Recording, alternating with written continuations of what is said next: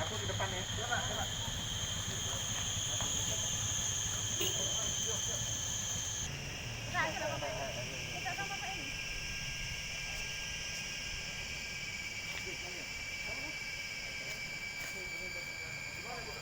Keterangannya Pak Dirut, kebutuhan di Rumah Sakit Muhammad Husin ini saja sekitar 6 ton per hari. Belum nanti. Oh nanti, ya sekarang 4 ton. Nah itu juga sudah melebihi kapasitas yang kita punya. Insya Allah mungkin nanti ada rekan-rekan pabrik yang lain yang juga akan berkontribusi sama dengan kita.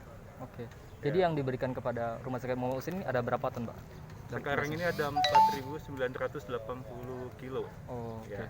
Kalau untuk di Palembang atau Sumsel mungkin dari Pusri kemana lagi Pak ngasih bantuan? Kalau kemarin kita sudah menyumbang ke Rumah Sakit Bari dan juga sudah ada permintaan juga dari Rumah Sakit Bunda, Rumah Sakit Hermina dan yang lainnya termasuk dari Lampung dan Jakarta, Jawa Barat dan Jawa Tengah, termasuk Kalimantan ya tadi ya, ada juga permintaan.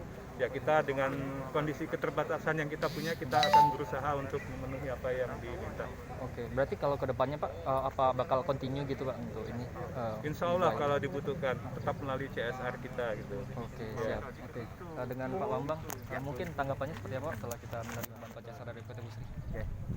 Jadi saya ingin menyampaikan kepada Bapak Direktur Utama PT Pusri, Pupuk Sriwijaya Palembang, sangat berterima kasih atas CSR, yaitu bantuan oksigen yang diserahkan pada hari ini.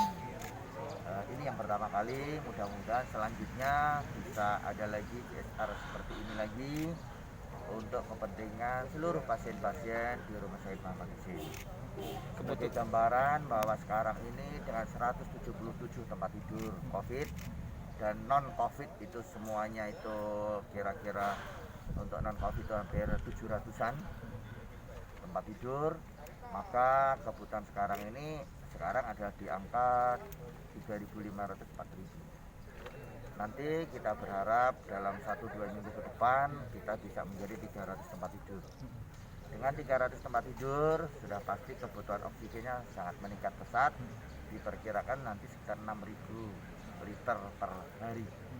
Itu insya Allah apa yang disampaikan saya dari PT Pupuk Sriwijaya ini sangat membantu kami, karena oksigen ini adalah vital bagi seluruh pasien COVID.